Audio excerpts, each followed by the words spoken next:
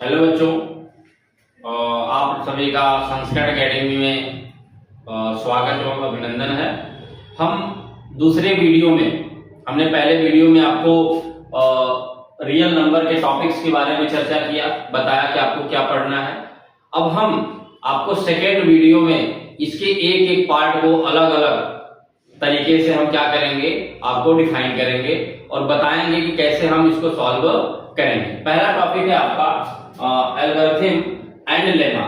इसमें दो टॉपिक्स हैं, जैसे and algorithm is a series of well defined steps which gives a procedure for solving a type of problems. इसमें हम जो प्रॉब्लम्स है उसका प्रोसीजर है उसको हम सॉल्व करेंगे।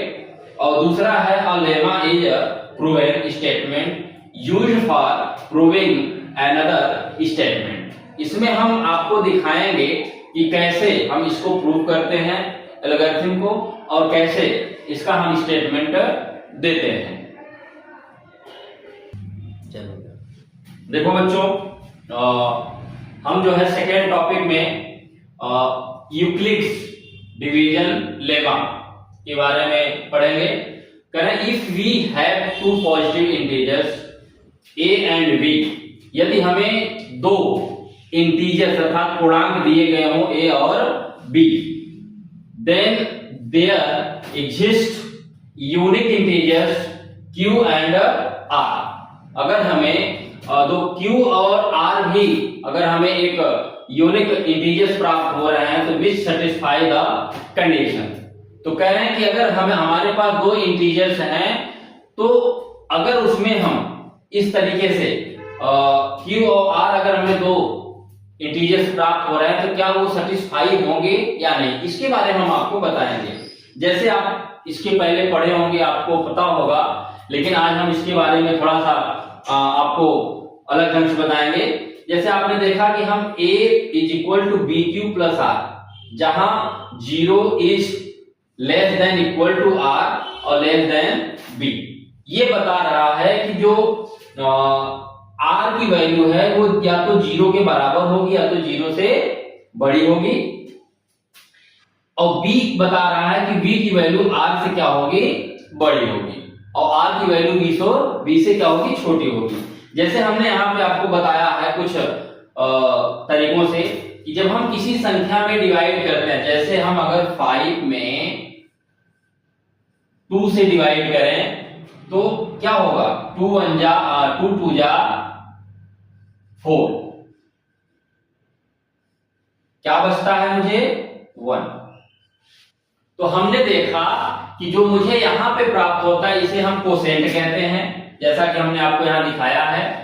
ये जो 5 है ये आपका क्या है, डिविडेंड है, माने भाज्य है, और ये जो 2 है ये डिवाइजर है, इससे हम भाग दे रहे हैं। और ये जो 5 में से 4 आया 1, ये हमारा शेषफल अर्थात रिमाइंडर है। तो इसे हम क्यू कोसेंट, इसे हम डिविडेंड, और इसे हम डिवाइजर, और इसे हम क्या कहते हैं, रिमाइंडर कहते हैं। इसी प्रकार से बच्चों अगर हम यहाँ पे लिखना चाहें तो लिख कैसे सकते हैं, dividend is equal to divisor into quotient plus remainder, जो इसे क्या करता है, सेटिस्फाई करता है, जिसे हम हिंदी में कहते हैं भाज्य बराबर भाजक गुणे भागफल प्लस शेषफल होता है। तो हमने नीचे आपको दिखा दिया कि a is equal to b q plus r और 0 is less than equal to r is less than b। तो हमने यूक्लिड्स मेथड डिविजन्स में ये तरीका पढ़ा। जब हम इस पे क्वेश्चंस लगाएंगे तो ऑटोमेटिक हमारे कॉन्सेप्ट क्लियर होते चले जाएंगे।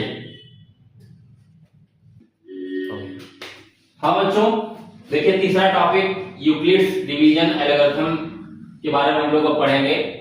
तो based on Euclid's division lemma पे जो आधारित है, to obtain the HCF of two positive integers a and b with a is greater than b।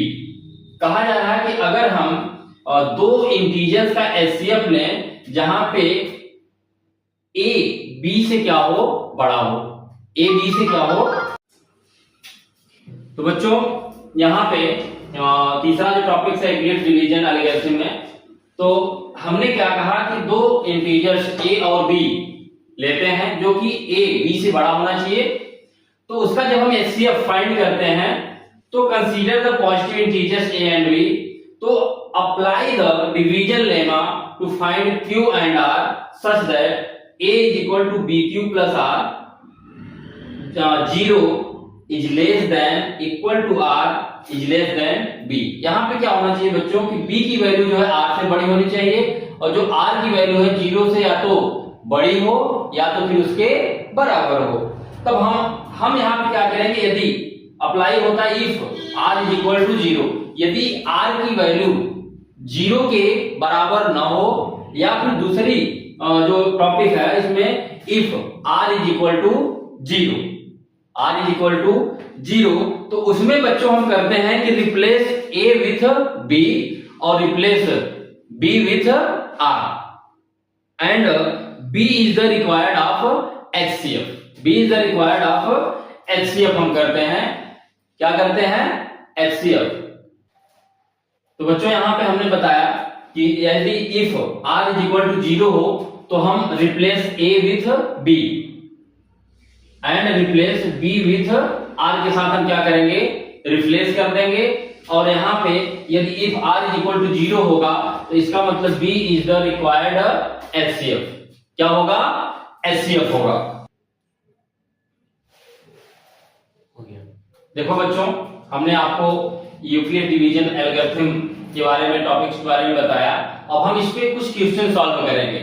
जैसे एग्जांपल है use the Euclid's algorithm to find the HCF of 441 and 561।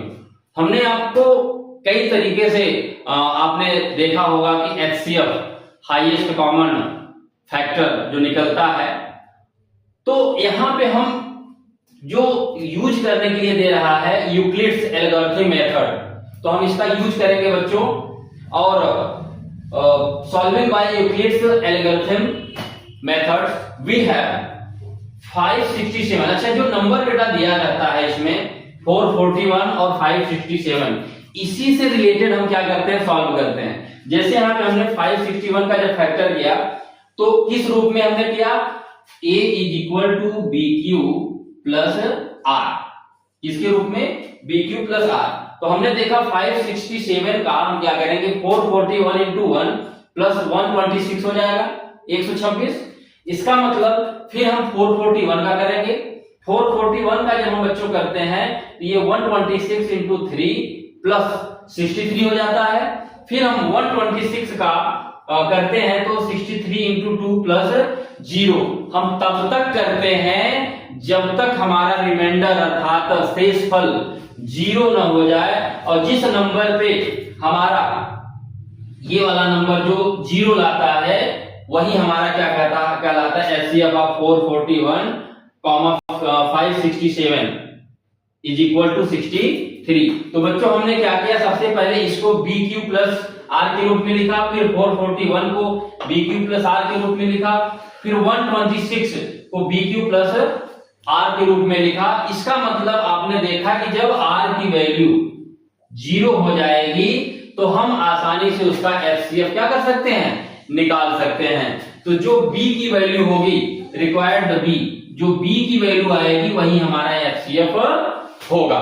तो आज की video में बेटा बच्चों यही 3 टॉपिक हम जानेंगे।